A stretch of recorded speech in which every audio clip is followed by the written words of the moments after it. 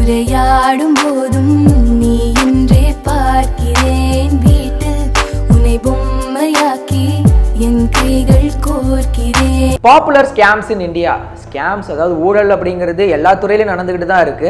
In fact சொல்ல போனோம் அப்படின்னா நம்ம சாப்பிட்ற உணவுத்துறையில ஆரம்பிச்சு நம்ம படிக்கிற கல்வித்துறை வரைக்கும் எல்லா விஷயத்துலையும் ஊழல் நடந்துக்கிட்டு தான் இருக்கு.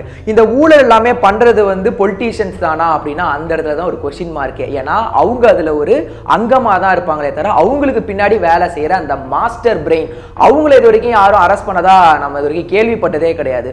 ஒரு ஃபீல்டுல ஊழல் நடக்குது அப்படின்னா அதை பண்றது அதுல உள்ள ஹையர் அஃபிஷியலா இருக்கலாம், இல்ல அதை லீட் பண்ற ஒரு பிசினஸ் மேனா இருக்கலாம், இல்ல அந்த ஃபீல்டையே லீட் பண்ணக்கூடிய ஒரு பொலிட்டீஷியனா இருக்கலாம். அவங்க மட்டும் தான் ஊழல் பண்றாங்களா அப்படின்னாலும் அதுவும் கிடையாது. அந்த ஃபீல்ட்ல வேலை செய்யற ஒரு சாதாரண பியூன்ல ஆரம்பிச்சு அப்படியே படிப்படியா ஊழல் வந்து தான் அவ்வளோ பெரிய இடத்துக்கு வருது. ஸோ அந்த மாதிரி இந்தியாவில் இருக்கிற மோஸ்ட் பாப்புலரான ஸ்கேம்ஸ்லாம் என்னென்ன அப்படிங்கறத இந்த வீடியோல பார்க்க போறோம். ஜீப் ஸ்கேம் இது நடந்த வருஷம் 1948. நமக்கு சுதந்திரம் கிடைச்சு அதுக்கு அடுத்த வருஷமே பாத்தீங்க அப்படின்னா ஊழல் அப்படிங்கிறது ஆரம்பிச்சிருக்கு. ஸோ இந்த ஜீப் ஸ்கேம்னா என்ன அப்படின்னா மிலிட்டரியோட பர்பஸ்க்காக நம்மளோட ஃபாரின் கம்பெனி கிட்ட இருந்து ஒரு 1500 ஜீப் நம்ம வாங்குறோம் அப்படின்னு சொல்லிட்டு நம்ம கவர்மெண்ட் என்ன பண்றாங்க அப்படின்னா டிஃபென்ஸ் செக்டாருக்கு ஒரு 80 lakhs ஒதுக்குறாங்க. அந்த 80 lakhsல அப்போ டிஃபென்ஸ் மினிஸ்டரா இருந்த அந்த கிருஷ்ணா மேனன் அப்படிங்கிற ஒரு 50 lakhs எடுத்து ஒரு உள்ஜோப்ல வச்சுக்கிட்டு மீதி உள்ள 30 லட்சத்துல 150 ஜீப்பை மட்டும் வாங்கிட்டு இல்ல நான் 1500 ஜீப்பும் வாங்கினேன் அப்படிங்கிற மாதிரி கணக்கு காட்டிடுறாரு. ஸோ எப்பவுமே ஒருத்தங்க ஊழல் பண்றாங்க அப்படின்னா அதை எடுத்து கொடுக்கறது சிபிஐக்கு எடுத்து கொடுக்கறது யாரா இருப்பாங்கன்னா ஆப்போசிஷன் பார்ட்டியா தான் இருப்பாங்க. ஸோ ஆப்போசிஷன் பார்ட்டில இருந்து அவங்க குரல் கொடுத்தோன்னே சிபிஐ இந்த கேஸை இன்வெஸ்டிகேட் பண்ண ஆரம்பிக்கிறாங்க.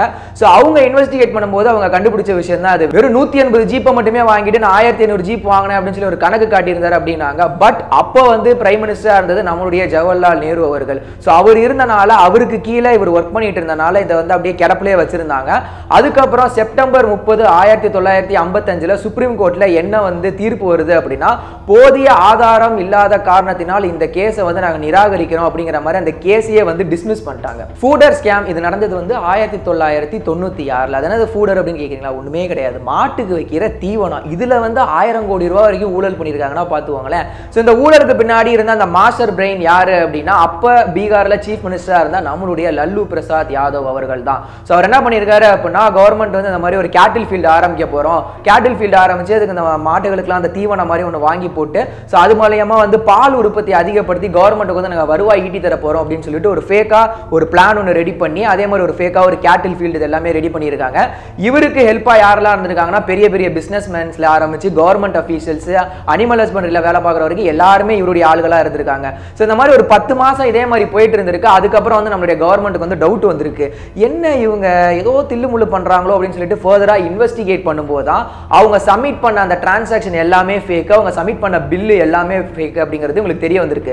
ஸோ தெரிய வந்ததுக்கு அப்புறம் அவங்க ஃபர்தரா இன்வெஸ்டிகேட் பண்ண ஆரம்பிக்கிறாங்க. இன்வெஸ்டிகேட் பண்ணும்போது அதுல இவர் மாஸ்டர் பிரெயினா இருந்துட்டு பின்னாடி ஒரு ஸ்லீப்பிங் பார்ட்னர் மாதிரி தான் ஒர்க் பண்ணியிருக்காரு. அதாவது நம்ம லல்லு பிரசாத் யாதவ் மீதி பேர் இந்த பிசினஸ் மேன்ஸ் அவங்களுக்கு கீழே ஒர்க் பண்ண அந்த கவர்மெண்ட் ஸ்டாஃப்ஸ், அனிமல் ஹஸ்பண்ட்ல இருந்தவங்க எல்லாருமே அரெஸ்ட் பண்ணியிருந்தாங்க.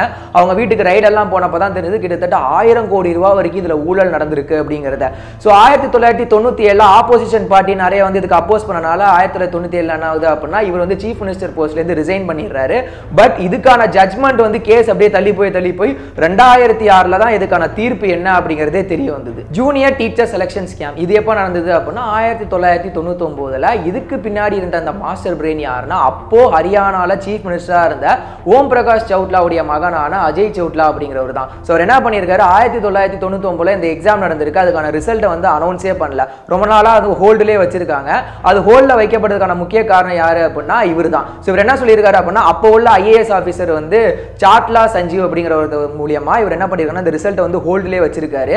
அது மட்டும் இல்லாம அந்த கம்மியா மார்க் வாங்கினவங்க எல்லாம் இருப்பாங்கல்ல, சோ அவங்க எல்லாம் யாருன்னு கண்டுபிடிச்சு அவங்களுக்கு அவங்க மார்க்குக்கு ஏற்ற மாதிரி ரேட் ஃபிக்ஸ் பண்றாங்க இந்த வேலைக்காக. சோ அந்த அமௌண்ட் அவங்க கொடுத்தாங்க அப்படின்னா அவங்களுக்கு வேலை அப்படிங்கிற மாதிரி இருந்தது. சோ இந்த மாதிரி என்ன பண்ணிருக்காங்கன்னா ஃபேக்கான ஒரு ரிசல்ட் ஒன்று ரெடி பண்ணி அதை பப்ளிஷ் பண்ணதுல இவங்க எல்லாருக்குமே அதாவது இந்த பணம் கொடுத்து இது பண்ணாங்களா அவங்களுக்குலாம் வேலை கட்சிச்சு. இந்த மெரிட்ல உண்மையிலுமே கஷ்டப்பட்டு படிச்சு பாஸ் ஆவேன்னு சொல்லிட்டு கஷ்டப்பட்டு கனவோட இருந்திருப்பான்ல அவனுக்கு அவன் மார்க் மேல சந்தேகம் வந்திருக்கு. இல்ல நான் நல்லா தான் பண்ணேன் எனக்கு கம்மி கம்மியாக வந்திருக்கு, என்னை விட அவங்கலாம் அதிகமாக வாங்குறதுக்கு வாய்ப்பே இல்லைங்கிறப்போ ஃபர்தராக வந்து இதை இன்வெஸ்டிகேட் பண்ணிட்டு நிறைய பேர் கவர் பண்ணுவோம். மீடியா கவர் பண்ணதுக்கப்புறம் இது வந்து ஃபர்தராக நிறைய இன்வெஸ்டிகேஷன் நடக்குது. இன்வெஸ்டிகேஷன் நடக்கும்போது தான் தெரிஞ்சிருக்கு இந்த மாதிரி இவ்வளோ பெரிய ஒரு ஊழல் நடந்திருக்கு அப்படிங்கிறது. கிங்ஃபிஷர் ஏர்லைன்ஸ் நான் சொல்லவே வேணாம், விஜய் மாலியா அவர்கள் இது ஆரம்பிச்சது 2003 ஆரம்பிக்கிறாங்க. 2003லேருந்து 2011 வரைக்குமே இது நல்லா தான் போயின்னு இருந்தது. இந்தியாவில் வந்து பார்த்தீங்க அப்படின்னா அந்த ஏர்லைன்ஸ்லேயே வந்து செகண்ட் லார்ஜஸ்ட் ஏர்னிங் ஏர்லைன்ஸாக இருந்தது. அதுக்கப்புறம் என்னவோ தெரியல கொஞ்சம் கொஞ்சமாக சரிவை சந்திச்சது. அப்படியே கொஞ்சம் கொஞ்சமாக ஒரு கடன் வாங்க ஆரம்பிக்கிறாரு. பல ஆயிரம் கோடி கடன் வாங்கிட்டு அதுக்கப்புறம் அதை கட்ட முடியல அப்படிங்கிற பட்சத்தில் இடையில அவரோட ஃப்ளைட்லாம் கூட சஸ்பெண்ட் பண்ணியிருந்தாங்க. அதுக்கப்புறம் திருப்பி அதுக்கு அடுத்த வருஷமும் ஒரு சில நாட்கள் கழிச்சு வந்து ரிவோக் பண்ணியிருந்தாங்க திருப்பி. ஸோ இவர் பல ஆயிரம் கோடி கிட்டத்தட்ட ஒரு 5000 கோடிக்கு மேலேயே வச்சுக்கோங்களேன், அதுக்கு மேலே வந்து ஒரு கடன் வாங்கியிருக்காரு. ஆனால் இப்போ வரைக்குமே இதில் வந்து பார்த்தீங்க அப்படின்னா உள்ளுக்குள்ள ஒரு ஸ்கேம் நடந்திருக்கிறதா சொல்லியிருக்காங்க. அந்த ஸ்கேமை வந்து யாருமே கண்டுபிடிச்சாலும் அதை வந்து எக்ஸ்போஸ் பண்ண மாட்டாங்க. ஏன்னா இதுக்கு பின்னாடி வந்து நிறைய பெரிய புள்ளிகள் எல்லாமே இருக்கு, அதனால தான் எக்ஸ்போஸ் பண்ண பயப்படுறாங்க, அதனால தான் அவர் அரெஸ்ட் பண்ண கூட மாட்டுறாங்க அப்படின்னு சொல்லிட்டு நிறைய பேர் நிறைய தரப்புல சொல்லிட்டு இருந்தாங்க. அவரை இப்போ வரைக்கும் இந்த ஸ்கேம் ரிலேட்டடாக பல தடவை அரெஸ்ட் பண்ணலாம் ட்ரை பண்ணுவாங்க. காலைல அரெஸ்ட் பண்ணால் சாயந்தரம் ரிலீஸ் ஆகிட்டு வந்துடுறாரு எப்படின்னே தெரியல.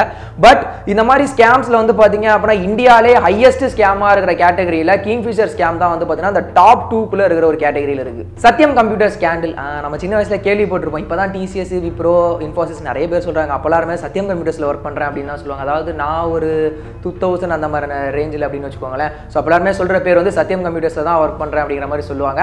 ஸோ அந்த மாதிரி வந்து இந்தியாவில் இருந்த ஒரு மிகப்பெரிய ஒரு பிரபலமான ஒரு ஐடி கம்பெனி அப்படின்னா சத்யம் கம்ப்யூட்டர்ஸில் தான். ஸோ அதில் வந்து 2009 ஜான்வரியில் வந்து ராமலிங்க ராஜு அப்படிங்கிற ஒரு 14,000 கோடி ரூபா வரைக்கும் ஊழல் பண்ணியிருக்காரு அப்படிங்கிறத நம்மளுடைய கவர்மெண்ட் வந்து கண்டுபிடிக்கிறாங்க. ஸோ கண்டுபிடிச்சு அவர் அரெஸ்ட் பண்ணுறாங்க. பிப்ரவரியில் ஃபர்தராக சிபிஐ இன்வெஸ்டிகேட் பண்ணப்போ அவர் என்ன சொல்கிறாரு அப்படின்னா அவரும் அவர் கூட சேர்ந்து ஒரு 10 பேர் சேர்ந்து அந்த ஊழலை வந்து நாங்கள் பண்ணோம் அப்படிங்கிற மாதிரியான விஷயம் வந்து தெரிய வந்துச்சு. ஸோ 2009லேயே வந்து பார்த்தீங்க அப்படின்னா இதை வந்து மகேந்திரா சத்யம் அப்படிங்கிற பேரில் வந்து சேஞ்ச் பண்ணி அதுக்கப்புறம் கொஞ்ச நாள் ரன் ஆகிட்டு இருந்தது.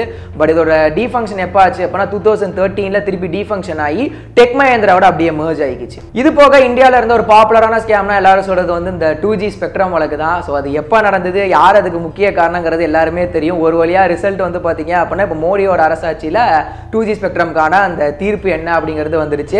உங்களுக்கே தெரியுமே, பவரும் பணமும் இருந்தால் என்ன வேணா பண்ணலாம். ஸோ சுப்ரீம் கோர்ட் மூலியமாக அவங்க என்ன சொல்லிட்டாங்க அப்படின்னா இதுக்கும் அவங்களுக்கு எந்த சம்மந்தமும் இல்லைங்கிற மாதிரியான பேரில் அவங்கள ரிலீஸ் பண்ணிட்டாங்க.